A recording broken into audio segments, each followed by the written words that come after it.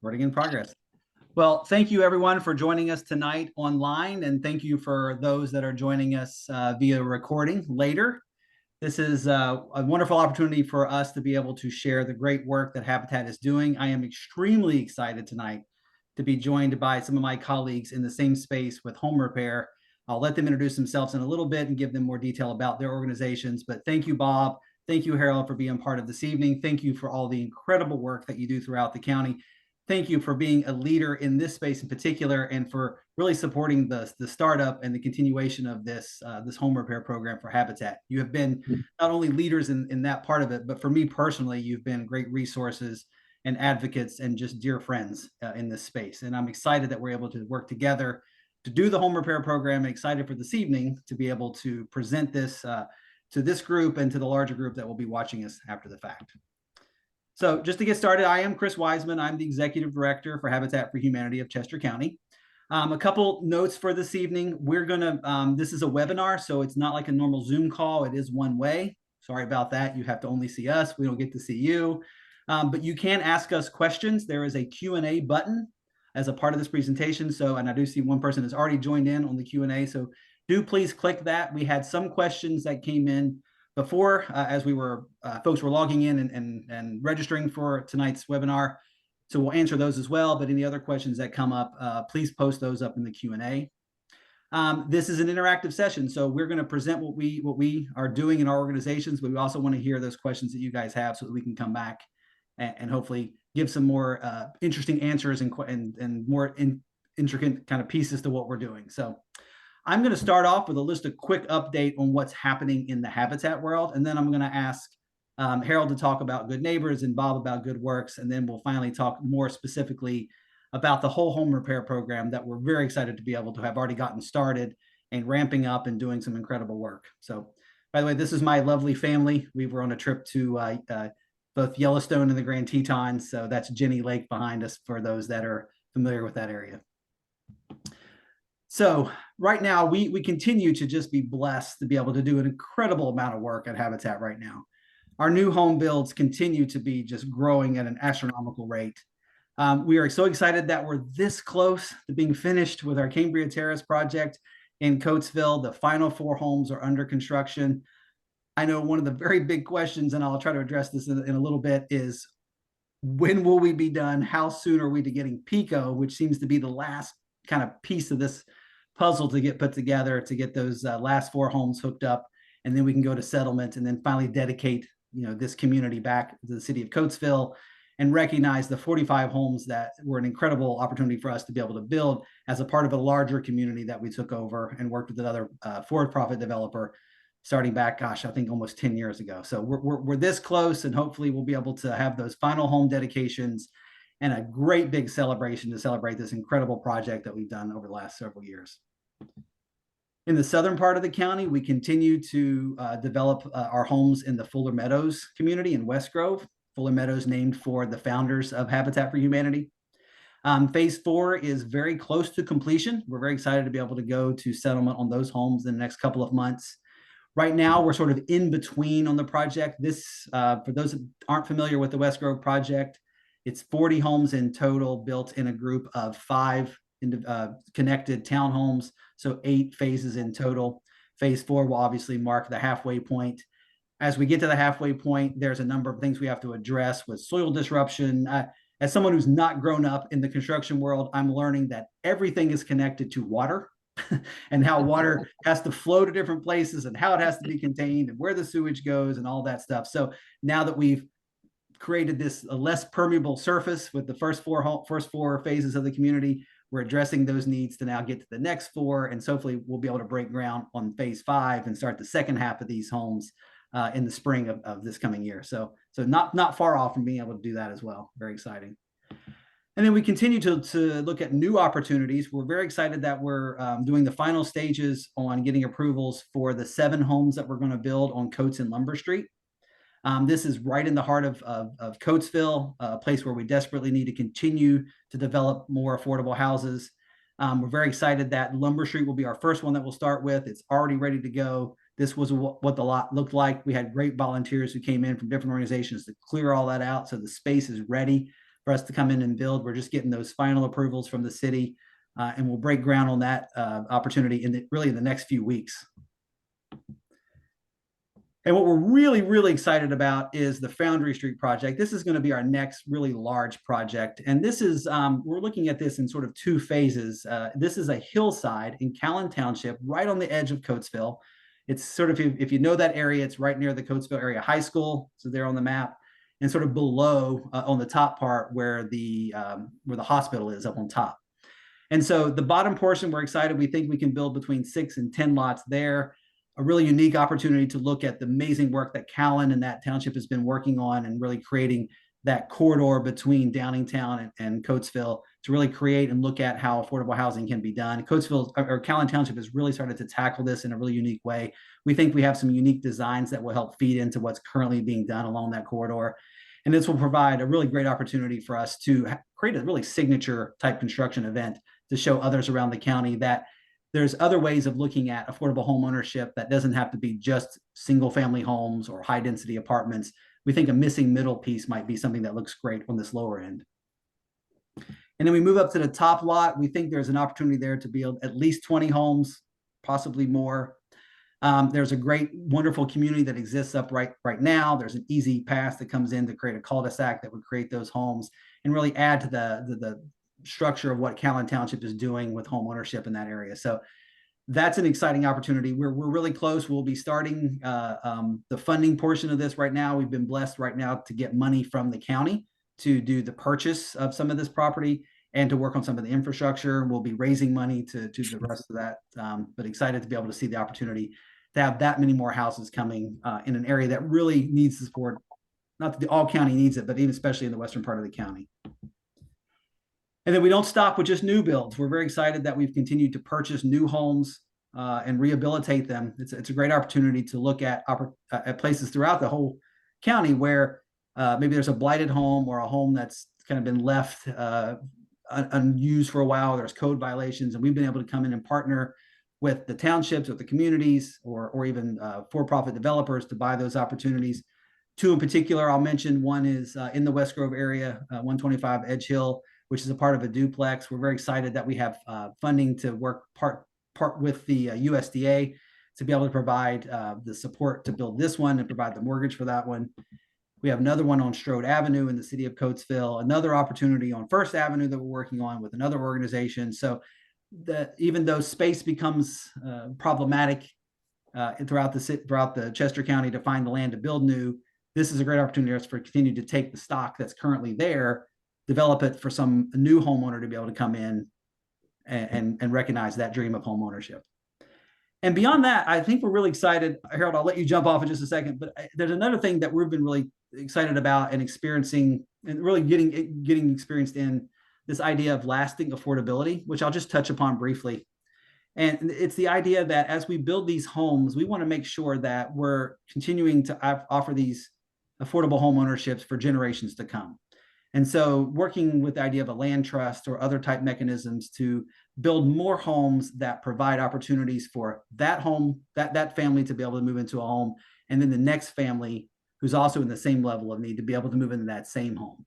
It pains us at times to be able to build homes that we're kind of like the opposite of a car sale, right? You drive that car and it goes off the lot and immediately it loses value. We build these wonderfully, incredibly valuable homes, and they quickly gain value, but they become unaffordable for the next generation that comes through. So we're working through to find mechanisms to make that lastingly affordable. I think of this personally as planting seeds to grow new trees. We're not just chopping one down to put up another one. We're planting the seeds to build the next, raising a forest of affordable homes that will expand out beyond this current generation, but will maintain that stock throughout generations to come. So that's some of the exciting stuff we're doing, not even to mention the incredible amount of home repairs that we're doing, which we'll talk about more in a minute. But I'm blessed to be able to have these two gentlemen to be a part of this this evening. And so I'm going to turn it over to Harold to talk a little bit about the work that he's doing. And then Bob, I'll ask you to take over after him and talk about what you're doing. Great. Well, Chris, thank you very much. And welcome to the other participants that are on this call. This is a really neat opportunity to, to partner together with Habitat and with Good Works, and two organizations that Good Neighbors has we've been viewing from afar for many years, and now we get to work up close and personally. And so, Good Neighbors, as you can see on the screen, is our vision is for all people to live in communities in warm, safe, dry, and healthy homes. We know that aging in place is one of the themes that we all talk about, and but it's a real challenge. And we hear this statistic all the time, and y'all probably know it, is that Chester County is supposedly the wealthiest county in the township. I mean, in the Commonwealth, with average home prices, I think north of $400,000, and yet there is a glut of families who live in the homes that they cannot maintain, and we don't want to see them institutionalized or move out. We want them to be able to stay in their homes, and so we say this is kind of our calling. It's been our calling for 32 years. We work in the southern part of Chester County, so if you kind of imagine a picture of the county in your mind, kind of from Chadds Ford all the way down to Nottingham. So next slide, please. So again, our mission is to serve and care for people. We're in the people business. We happen to be in that business in a remodeling, rehab, repair kind of role. But we're a Christian ministry, and as you can see highlighted, it's following our Lord's teaching to love our neighbors, and so that's how we were founded. Many of you know Good Works, and we were founded just 3 years after they were, with similar missions, but we have different geographies, slightly different model. But we're both Christian ministries that are following Christ's teachings to love our neighbor. Next slide.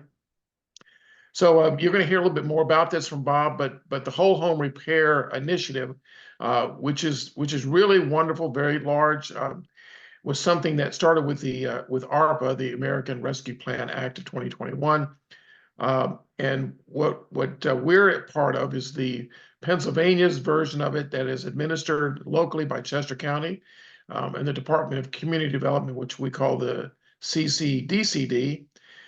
And we're a part of, actually there's 4 organizations. And so Whole Home Repairs, again, Bob will go into more detail later on. But this is a really neat partnership that we forged together. And we think that was kind of one of the reasons that the county decided to award us the very large grant that they did. Next slide. So as I said, we're 32 years old. We were founded in 1992. We have helped to restore hope to over 2,100 families. We do critical repairs. So if you can imagine, and I'll show you a slide in a minute that has what kind of repairs we do. But we do what we think are critical repair. We don't do any of the aesthetic kinds of things. We just do the critical repairs that allow families to stay in their homes. And that's kind of the overview of what we've been doing since our founding 32 years ago. Next slide. So why home repair? Why is this really critical?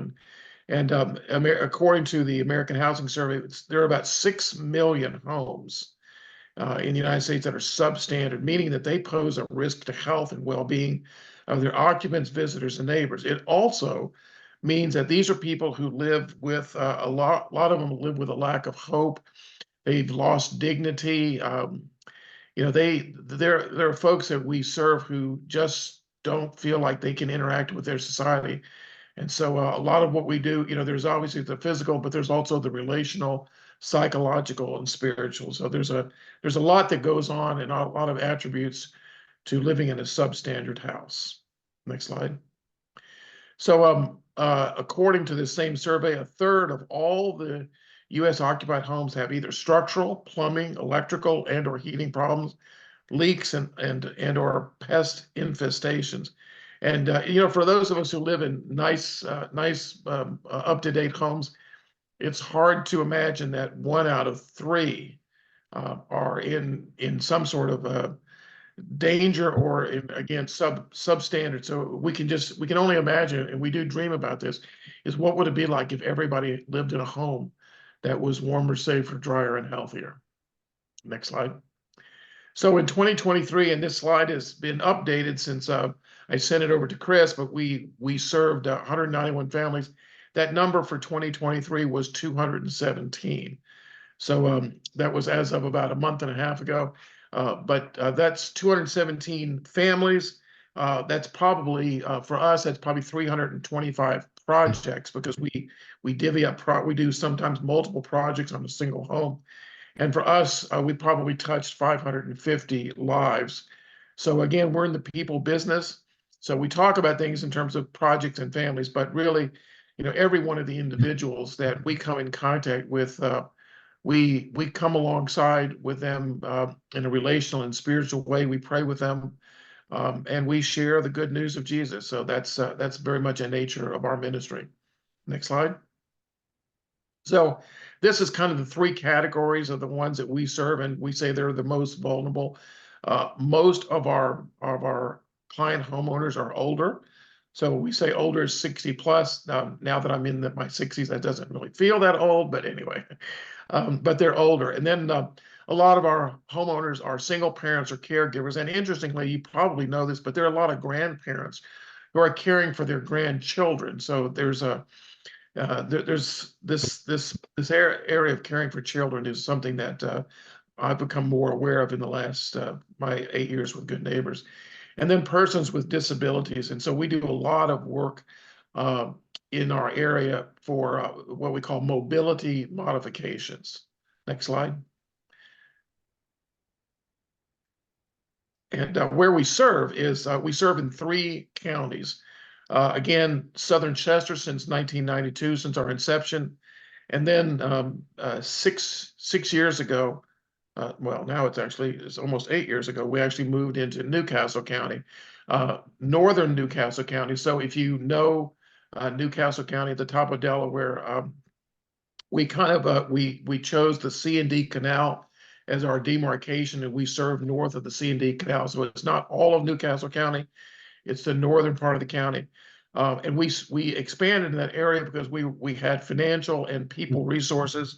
So we were able to move into northern Delaware. There was no other agency that was doing the kind of repairs, although as many of you know, there is a Habitat in Newcastle County, and we work cooperative with them. They do more of the things in the city of Wilmington, but not so much out in the county. And so we do more of the county. Now, that's not a perfect demarcation, but roughly our friends at Habitat of Newcastle do more city things, and we do more of the county things. And then in the last 2 years, we've expanded into what's called Solanco, or Southern Lancaster County, kind of in and around the Quarryville area. And that was a trial that began in 2022. And we, this year, in 24, we're probably planning to serve 20 families in Southern Lancaster County. Next slide.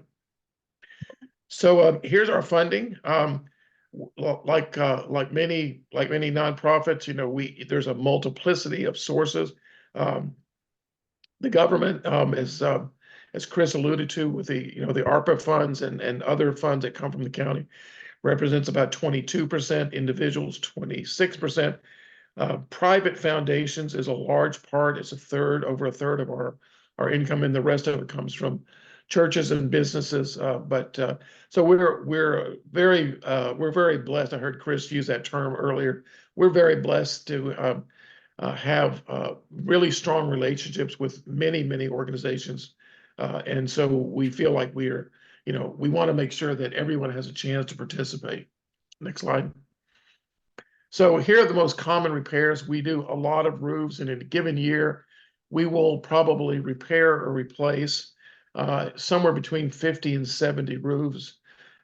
We do a lot of that through volunteers. If it's a one-story roof, if it's walkable, we'll do that with volunteers. Those that are not in that category, if they're too steep a pitch or second story, we have what we call preferred relationships with contractors who are willing to do the work with us, for us, and they charge us at, I'll say, below market prices, which is a huge blessing to us so that we can serve more folks. Again, we do a lot of decks and entries. That's a big safety issue, and those are really good projects for volunteers. We do ramps, either new or repaired, and we're very good at doing aluminum ramps. We used to build wooden ramps. Wood is expensive, it's slow, and oftentimes you have to get permits. So and the aluminum ramps that we put in we can do those in 3 or 4 hours. And if something changes in the health of our homeowner neighbor, then we can redeploy those ramps. So we found it to be a good stewardship thing for us. We do a lot of hot water heaters and heating systems and air conditioning, all those related to health. So next slide. And this is kind of how you contact us. We're goodneighborshomerepair.org. If any of you folks live in the southern part of southern Chester, again, kind of Chadds Ford and south, we'd love to hear from you. If that's an area where you live or you want to learn more about what we're doing, we'd love to hear from you. And Chris, thank you so much for the partnership and for the opportunity to present tonight. It's a real privilege. So thank you again. No, and thank you, Harold. We share kind of a lineage with our former executive director, who was also on your board, Chip Houston, who had a vision for continuing to do this great work that we do across the county. So I feel like we share the same passion and the same heart for that. And I appreciate you, Harold, very much. I think one of the first folks that I reached out to once I came back into this role, and not understanding, having worked with the YMCA for years and years and doing other nonprofits, but really trying to dive into the world of construction and home repair. You were one of the first people that reached out to me, and I reached out to you, and we had some great conversations to help get us started. And I think the strength of this particular coalition, but of our relationship with Good Neighbors, has been your willingness to be able to just share and just be open and be a leader for me and leader for Habitat and for what we needed to do to get this program up and running. So I am blown away by the work you guys have been doing, by your leadership, the expansion of the programs that you guys have been doing. It's just wonderful work, Harold. Thank you so very much. Thank you, Chris. And yeah, there you go. There's your thank you slide. Bob, I'm going to stop sharing and allow you to share for your piece of it as well. Okay. That will hopefully free it up like we expect. Work. Yep. As well. Well, it didn't, but we're going to give it a shot anyway.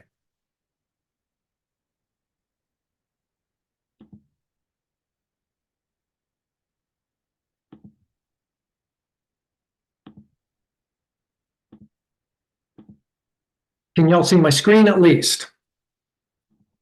Yes. All right. Is anything blocking the view of the screen? No. All right. Excellent. So, hey, what a pleasure it is to be part of these. I guess, well, who are we? The Three Musketeers? Are we the Three Stooges? Are we the Three Amigos? I think all of those apply at different times. All of those apply at times, right?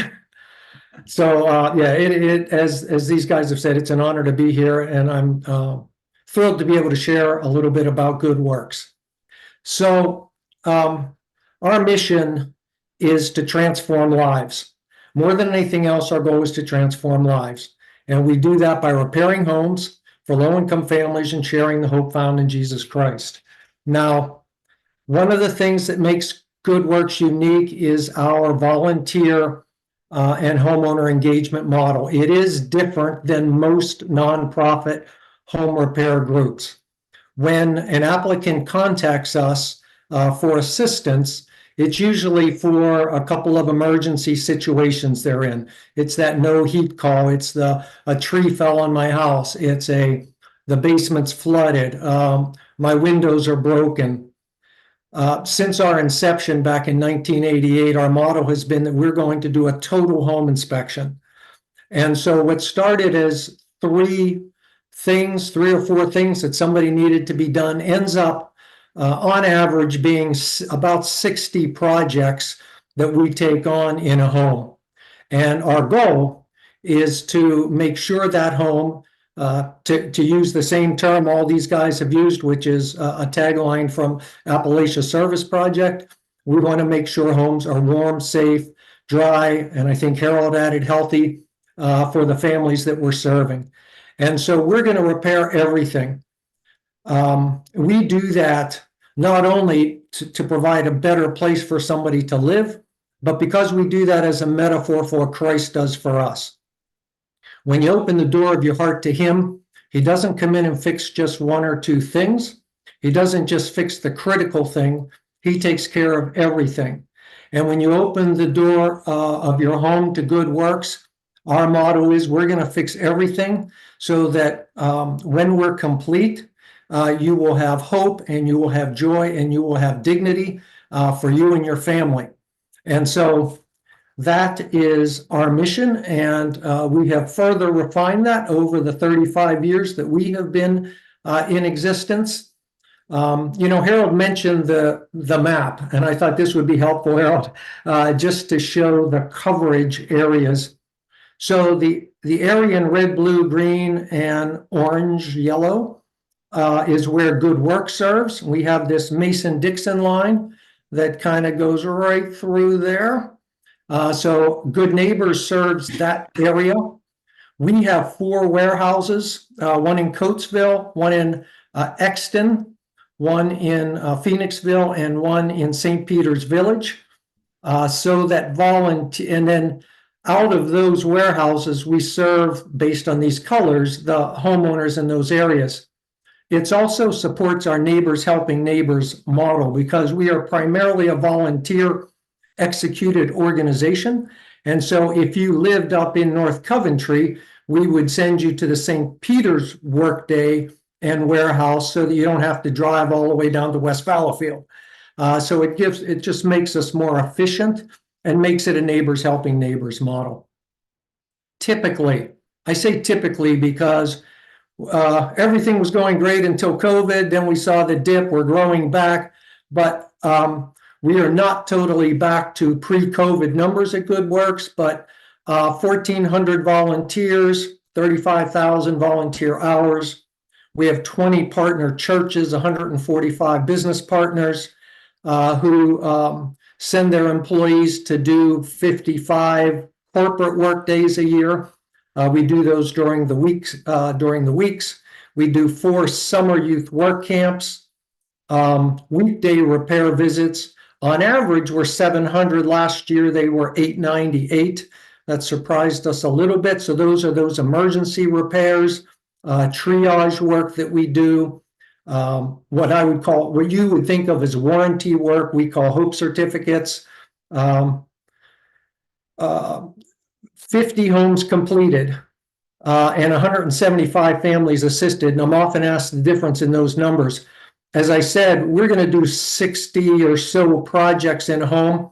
On average, that takes us between 12 and 18 work days, but we intentionally spread those work days across 12 to 18 months because for us, the relationship is the most important thing. Sure, we could bang out a job in a week or 2 weeks, but we would not then be growing the relationship and the trust building that comes with being there and celebrating a year's worth of birthdays, a year's worth of deaths in the family, or 2 years worth, kids coming home from prison, kids going to new births, everything that goes on in a family. That Good Works work team becomes part of that family. 9,500 faith touches was the average. This year we broke over 10,000. And that's the work of our ambassadors. You'll learn more about those in just a moment. And so it's quite an operation, and our volunteers really make it happen. I want to share with you a video. I don't know if you're going to be able to hear this because for whatever reason in this format, I could not select to optimize for video. So we're going to give this a try. This was a video we produced for our 35th anniversary last year, and you'll potentially, if it works, you'll hear from these various homeowners. So let me give this a try. If it doesn't work, we'll just skip the video and go on.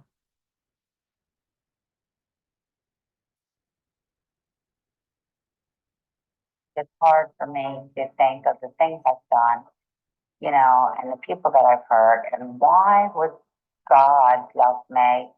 And why would other people love me? I started to get sick with the arthritis as time went on. I had started different projects in the house that I couldn't complete. I was basically out of money. Not the kind of guy that asked for help. I never was.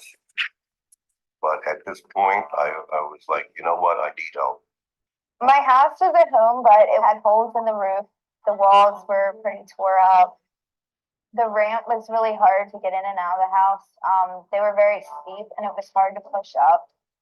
The loss of my husband changed my life. I was so depressed. I didn't know how I was going to go on because it's always been me and him. I've always had him there to help me. My father, he was absent the majority of our lives. My mother, she OD'd on crack cocaine, and we were always fending for ourselves. The house was falling apart. The pipes froze. Roof started caving in. We had mice. We had holes in the floors, holes in the bathroom. A lot of crying, a lot of praying, a lot of just hoping that somewhere, somehow, I could get some type of help.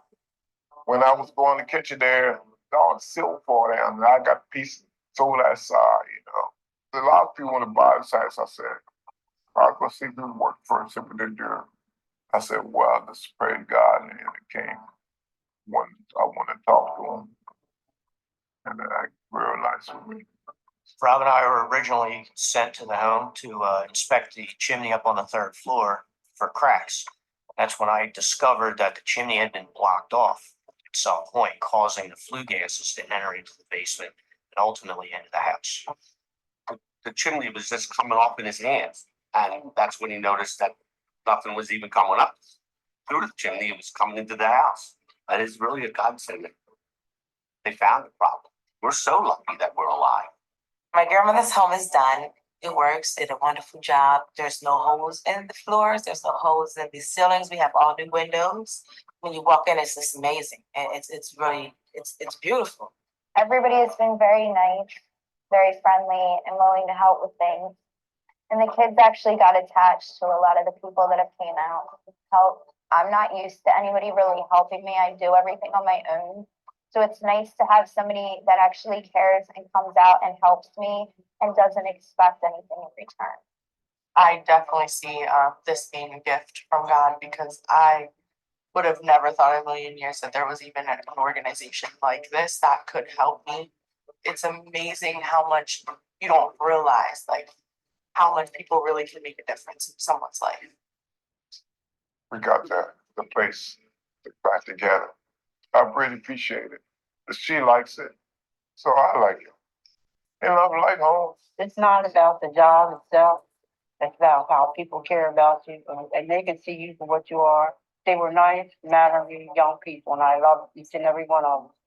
The craftsmen, the volunteers, just a great bunch, and I'll love them forever. What overwhelms me the most, as wonderful as that house renovation is to see the renovation in Michelle. There have been numerous difficult situations that she has had to endure, and she is just becoming such an overcomer. She's not going to be defined by the past. She is going to be defined by the woman of God that she is. After Good Works had left that very first week, my best friend, she's like, Joella, you have your joy back. I was able to start as an ambassador with Good Works. I know that I am on this earth for a reason, for a time, for a season, and I'm going to touch as many lives as possible. It's been an exciting time of my life. Since Jesus has done what he's done in our lives, there is hope for anybody. And I mean anybody. And it doesn't matter how far you've fallen. You can and will pick you up. God's plan is so much bigger than just, fixing a house. It can heal a heart, It can heal a heart.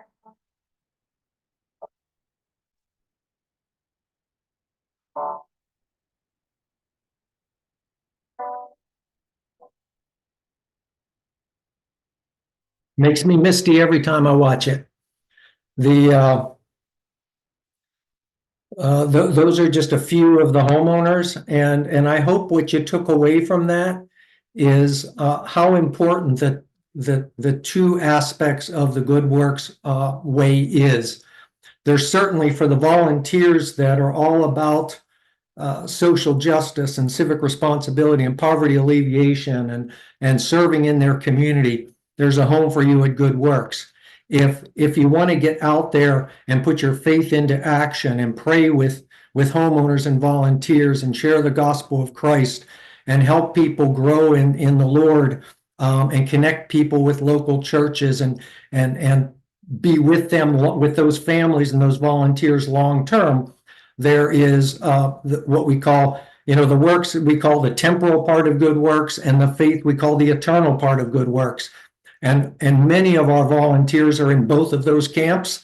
And so it's a perfect sweet spot for them with the ministry that we do. So Good Works, I just wanted to mention the fact that our ambassadors is a growing part of what we do.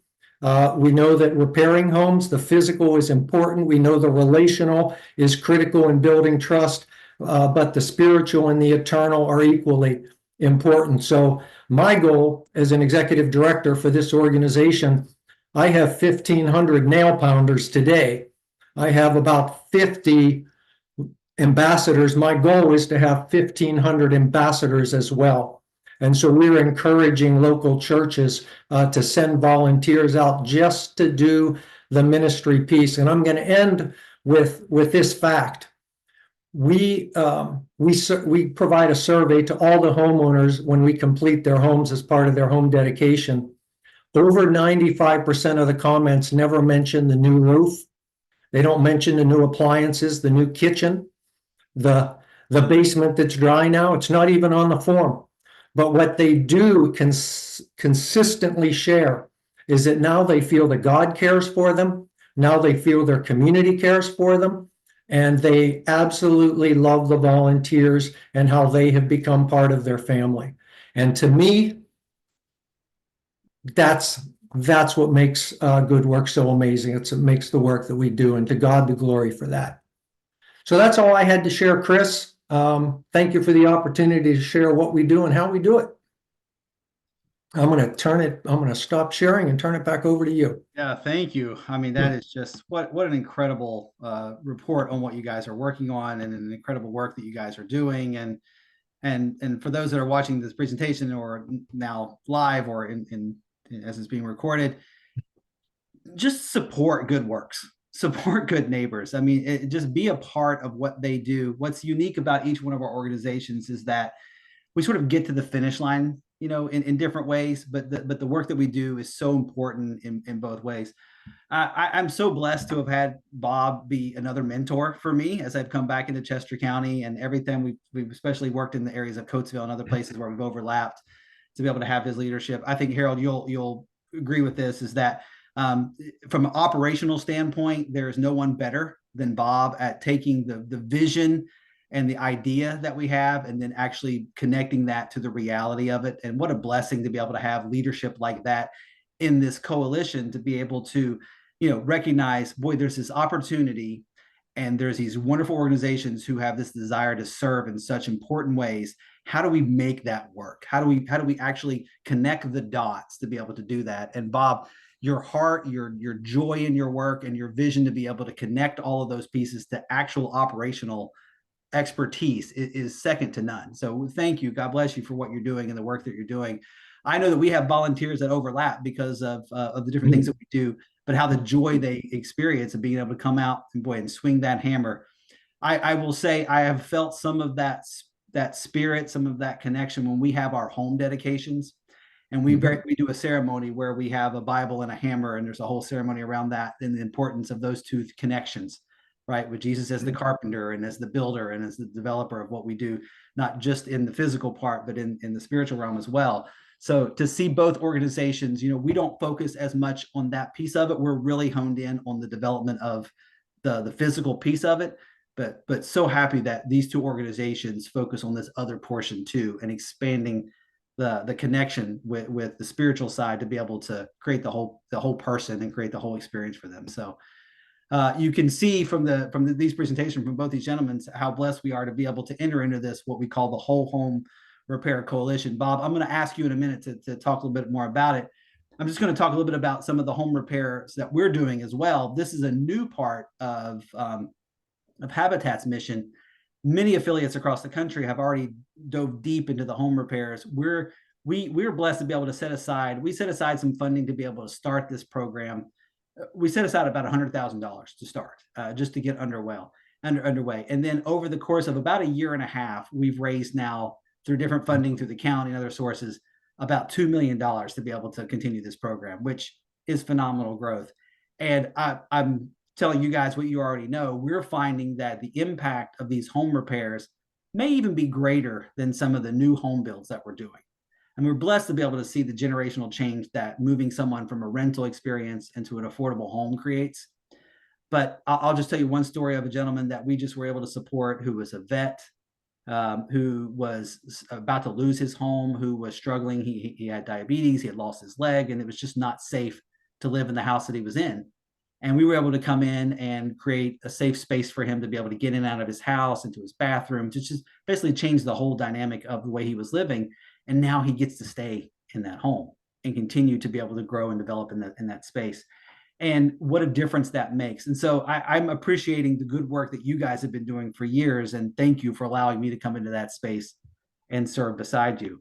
And you know the difference. And Harold, you talked about some of the things that we do. I mean, it seems small in some ways, but when you realize that when you just change the ability for folks to have a safe, dry space, when you go into a space where you find out that, you know, and to what you do, Bob, where you go in and you don't just look at the critical piece, but you look at the entire home. And we've done that many times where we've gone in and the homeowner, God bless them, will say, oh, I need this thing fixed and this thing fixed, and they're small things. And we go in and realize, no, you need a lot. There's a lot of things that are creating an unsafe situation for you to live in. We're going to go in and do the full scope of work that we can do to make a big difference. Here's one example of what that looks like, or, you know, a new roof that changes, you know, the whole house and the value of what the house looks like, the stairs, the replacement of the bathroom, all those things. So I'm gonna talk a little bit, Bob, but I'm gonna hand it over to you to talk a little bit more about sort of the bigger piece of whole home repair. But I will say what's been great about this experience, and one of the questions that came up, and maybe Bob, that you can address, is how are you guys working together so well? It seems like this and I know Good Works and Good Neighbors, you mentioned the Mason-Dixon line, and you've kind of created a space for that. How have you allowed Habitat to be able to come into that space as well? How have we been able to really create this streamlined process for potential repairs throughout the county? And how do we decide, like, where do those places, who decides which organization does some of those repairs? I will just throw in a couple facts that I threw in. I'm going to skip because you're going to talk all about that. These are the many things that you guys already talked about, the different things that we do, from weatherization to roof repairs to HVAC. And like you guys, we've connected with different organizations to be able to help provide some of these repairs at no cost or at a great discount. I'll mention one of the most important relationships we have is with a group called Chadds Ford Climate Control. They have been such a blessing, especially during this winter season, to be able to come in and do those quick repairs or replacements for HVAC units, for heating and repairs. We're finding, as you guys I'm sure know, that there are several homes that we go into as we start to find different setups that are just not safe, where gas is leaking, where there's other things that are creating an unsafe situation. And we have them on speed dial, and they've been able to come in and donate product, donate time, donate their expertise, even at the board level, to be able to help us give guidance on how best to do some of these repairs. And that and plumbing as well. It's just been kind of second to none to be able to have them, and other groups like Buy Winco, who's providing donated windows and other things like that. So blessings to all those who be able to give us those resources as well. I'm sure we'll go over a little bit of the guidelines to be a part of the whole home repair. There are some financial guidelines. There are some other pieces that we check throughout each organization, but there is a central point where we start. So Bob, I'm gonna kind of start here with you. Do you mind taking the lead on explaining kind of how we got to the Whole Home Repair Coalition, and what is the best avenue for folks who are interested in being a part of this program? How do they get involved? How do they apply? Okay, sure. So the Whole Home Repair Program is quite a gift to us as organizations that are focused on making homes warm, safe, and dry. As Harold had said, this was federal ARPA money that went to Harrisburg, really with support out of Western Pennsylvania. The idea of applying that money to home repair, and frankly, to apartment repair, rental property repair, is how it was originally postured. And the Department of Community and Economic Development in Harrisburg made a decision to allocate funds to every county in Pennsylvania.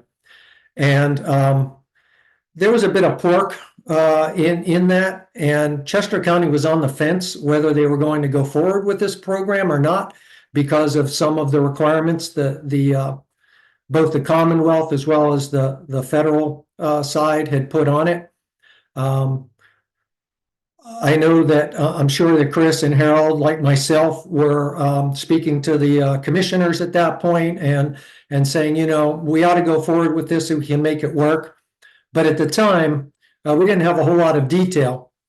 And the good news is they decided several counties in Pennsylvania turned the money down. But Chester County early last year, early 2023, decided to go for it. Then they released a request for proposal, and we had no idea who would be competing for this money. It could have been anybody. And but in thinking about it, what occurred to me was, here's the reality: we cover central and northern Chester County, and Harold covers southern Chester County, and Habitat essentially covers all of the county. And we knew that the requirement for this program would be to provide whole home repair services for the entire county. So it wouldn't be appropriate for us to do it alone. It didn't look like Harold would be able to do it alone. Chris could possibly do it alone, but I wasn't convinced. He had all these other things on his plate with these new builds and everything else. I'm going to give credit to the Holy Spirit when I was running that gave me the idea that not only collaborating with these guys, but I think what was most unique about it was we weren't going to be stepping on each other's toes. And the model for it is, sorry for this detail, but I think it'll help you understand. The financial requirement for homeowners is pretty high, 80% of the area median income. And as Harold mentioned, this is the wealthiest county in Pennsylvania. The area median income is pretty high. 80% is the cutoff point for that. Good Works, in the communities we serve, we cap at 200% federal poverty level. That's about half what the 80% AMI is. And so we had a problem. We would have trouble serving up to 80% AMI because it would change all of our application processes and everything else. I think Harold's organization worked up to 60% AMI typically, but tended to be on the lower end. So this coalition that we formed not only could guarantee the county total coverage, but it also, since we all use a lot of volunteer labor, it offered phenomenal value for the county. We could do far more homes than an agency that would outsource all the work. So we worked together, we put together a program that ultimately was chosen by the county as the best solution for the county. And the way we've broken it up, we continue to serve in the municipalities we do, but we keep our cap at 200% federal poverty level. Any applicants for the program above 200% federal poverty level and below 80% AMI, they automatically get vectored to Habitat.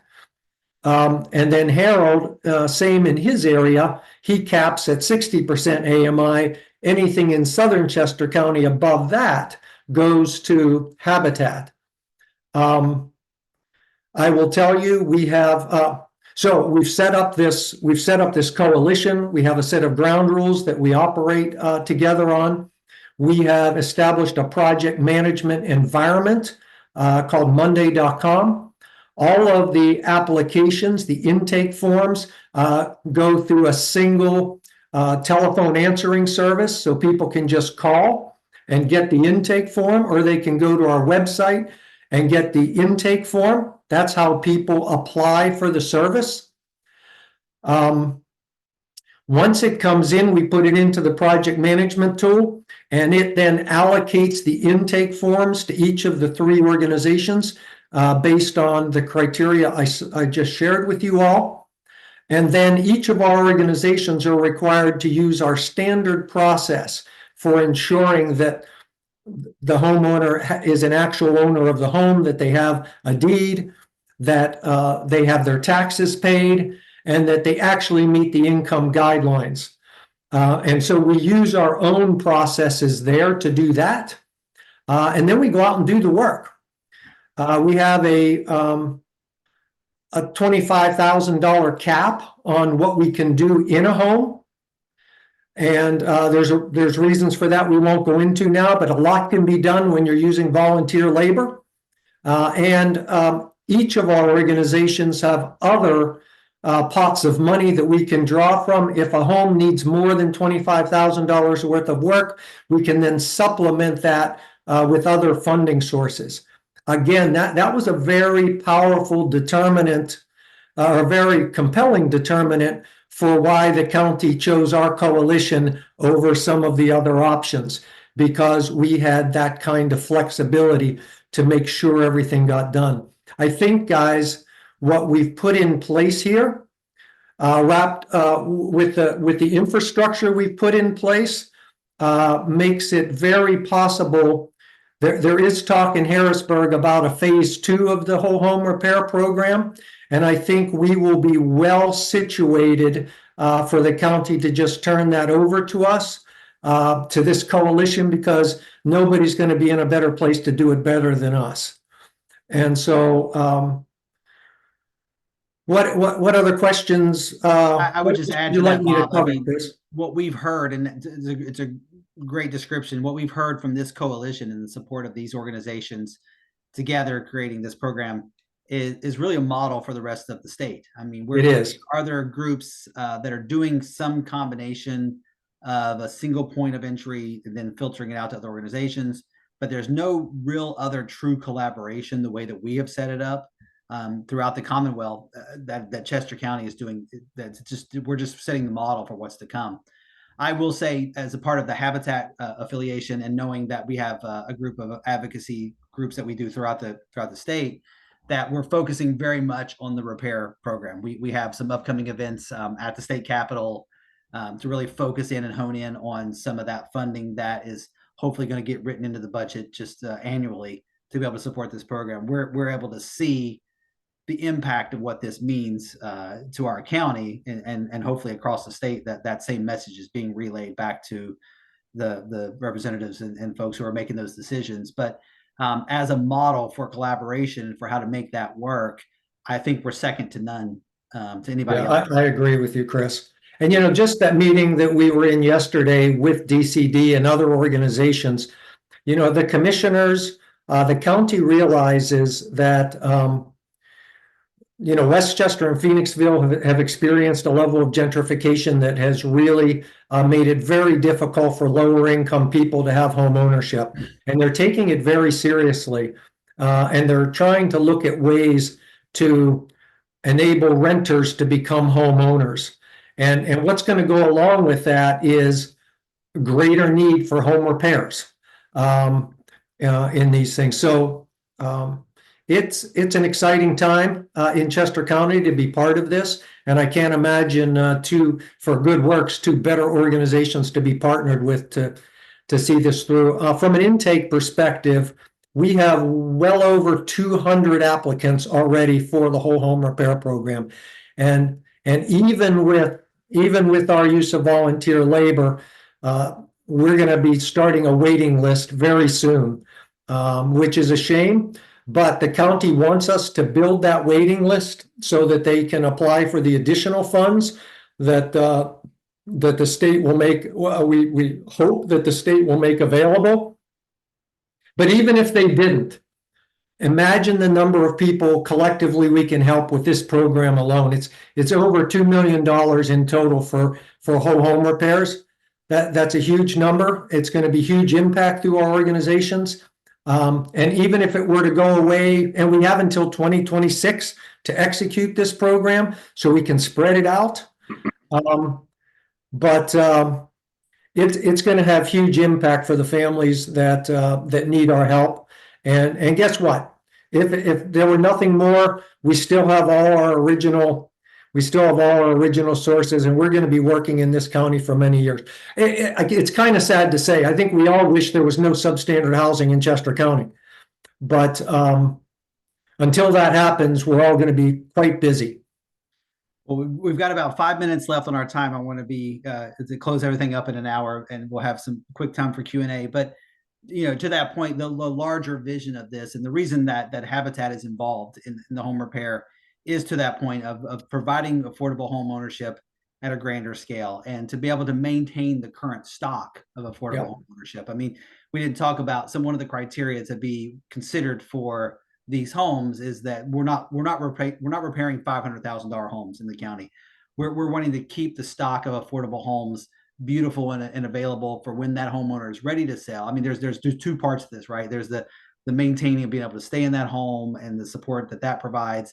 But then when they're ready for that home to turn over to another homeowner, we want it to be another affordable home that stays in the county. It goes back to what I said a little bit about the lasting affordability. We want to put as many things in place to make sure that we're creating and maintaining and sustaining affordable home ownership throughout the county for now and for years to come. And providing hope, joy, and dignity for those homeowners. Yeah, I did a great presentation a while back about, I thought it was good. Maybe it was terrible, but I did a presentation a while back about, I shouldn't proclaim my own presentation is great. But I did one of my ED updates talking about the social determinants of health, which I'm sure you guys know very much about. And so that is such a huge component of it. Not only does just living in a home that is affordable, but also sustainable, that you can live in safely, creates so many domino effects for that family related to around health and wellness and generational change and so many things. That it's a great point that it just creates not only for that family, but for that community, for the whole county, for the country. So a couple quick questions on our last few minutes. One that came in kind of related to one that was already on our Q&A, but also earlier, there's been a number of questions about the Cambria project and the holdup that's going on with PECO. I just want to address that really quick. There has been a lot of work being done. We're very excited that we actually are in direct communications with PECO, that we have a date set out for them to continue to do the work. So we're very hopeful that those last 4 homes will be complete in the next couple of months. We just need to get PECO come out to do the work, but we've been scheduling, we're talking to actual people. We're not being put aside right now. So we think we're moving forward. People have asked how to help support that. I think we're doing everything we possibly can and every avenue that we can to move that forward. So hopefully those homeowners will be able to come to settlement very, very soon. There was another question just on the Habitat side about how long it takes for someone to move from application to home ownership. And it does vary. We have folks who can move as quickly as 6 months.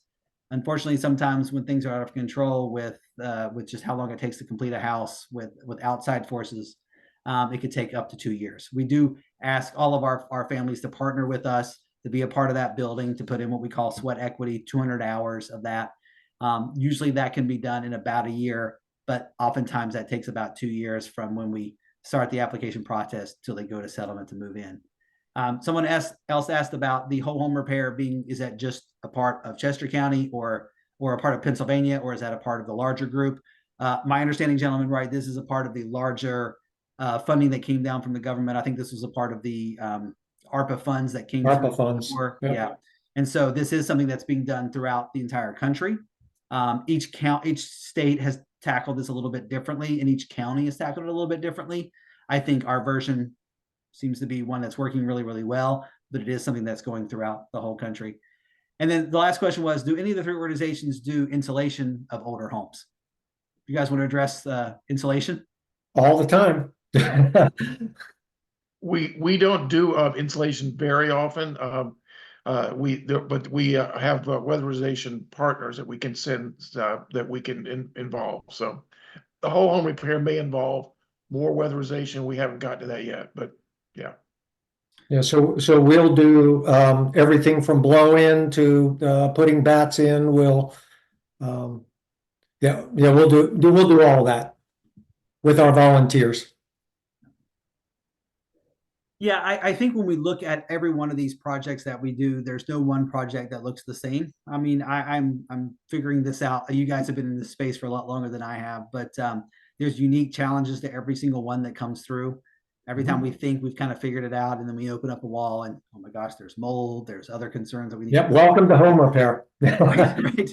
It is the gift that keeps on giving at times, but the impact is unbelievable. And so we're going to continue to partner, as you said, Bob, whether we have the funding or not. This is such a critical need throughout our county and larger throughout the state, throughout the country. We're going to continue to do everything we can from Habitat and from these other great organizations to maintain the stock of affordable homeownership, to give families that are living in these conditions the dignity they deserve, to be able to stay in the homes that they've grown in, and create, you know, a lasting effect that we know is going to have a generational change on what they do. So it's a blessing to be able to serve in this capacity. It's been an absolute delight to be able to work with these two gentlemen in a much closer way. We have really developed, I think, an incredible working relationship, not just in the functionality of how these things work, but in the larger piece of the need across the county and the service, and to just be open to new ideas and to encourage others to support each other's organizations. And I'll leave with this final message, you know, in that is that if you have the opportunity to volunteer, to give, to support, there is equal value in all three of these organizations and others throughout the county that are working in this space. So I would not say that Habitat is the only place to be able to put your money and your time and your energy. I would say it would be equally as served with Good Neighbors and Good Works. And you can see from the great work that these guys are doing. We all kind of work in similar space. There's different things that we do together, but the collaborative effort is creating and lifting, you know, the ships with all the waters coming up. So thank you, gentlemen, for being a part of this evening. Any last comments before we head off? Just wish you. I'll just say. Yeah. Oh, go ahead, Carol. I was just gonna say, Chris, again, I just appreciate the friendship and the collaboration that we're having.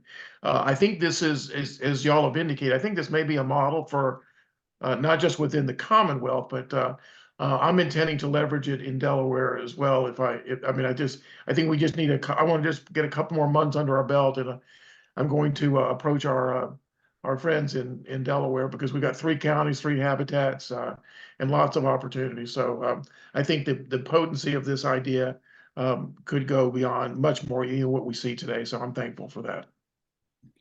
And let me throw my 2 cents. And I don't know who all is on the call. I think there may be some homeowners. There may be many volunteers. I just want to thank you guys.